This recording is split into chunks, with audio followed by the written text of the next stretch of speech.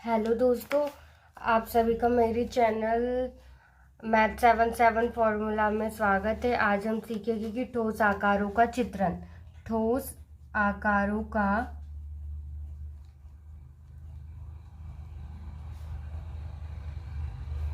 चित्रण, ठीक है।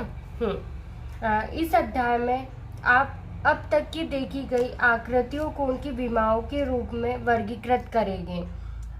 अपने दैनिक जीवन में हम अपने परिवेश में विभिन्न प्रकार की आकारों की अनेक वस्तुएं देखते हैं, जैसे कि पुस्तकें, गेंदे, आइसक्रीम,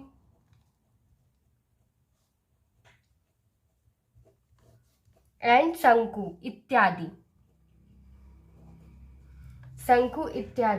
अधिकांशतः इन सभी वस्तुओं में एक बात तो सर्वनिष्ठ होती है। सर्वनिष्ठ मीन्स होता है कॉमन। क्या होता है? सर्वनिष्ठ मीन्स होता है कॉमन, ठीक है। कॉमन, जिसको समझ में नहीं आ रहा वो इसमें देख लेगा। कॉमन, ठीक है। अब वह यह है कि इनमें से प्रत्येक की क्या है, इसमें कॉमन क्या बात है कि इनकी कुछ तो लंबाई भी होगी, कुछ चौड़ाई भी होगी, कुछ ऊंचाई भी होगी या गहराई भी होगी, कुछ ना कुछ तो होगा। तो इसी कारण ये सभी स्थान घेरते हैं और इनकी 3 विमाएं होती। कितनी? 3 विमाएं होती। 3 विमाएं में से कौन सी? इसलिए इन्हें क्या कहा जाता है? 3 डायमेंशन भी कहा जाता है, त्रिविमीय भी कहा जाता है, ठीक है। तो क्या होगा? ये सभी स्थान घेरती है। मैं लिख रही हूँ यहाँ पे कि ये सभी क्या करती है, ये सभी स्थान घेरती है,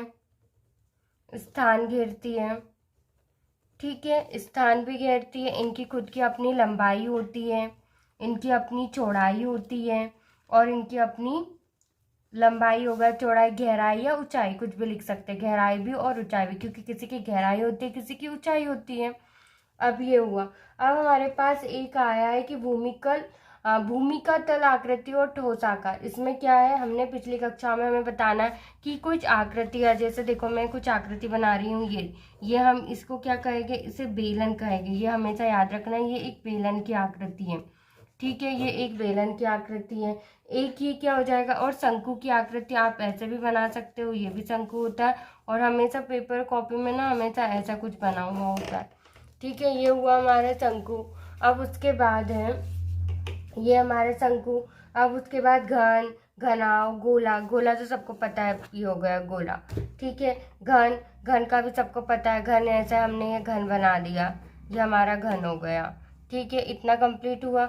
अब इसके बाद हम जो भी होगा हम देखेंगे कि उपरोक्त में से प्रत्येक की आकार जैसी कुछ वस्तु की पहचान करने का ये हुआ, बस कंप्लीट। अब हम इसकी नेक्स्ट क्लास में सीखेंगे कि फलक, किनारे और शीर्ष क्या होते हैं।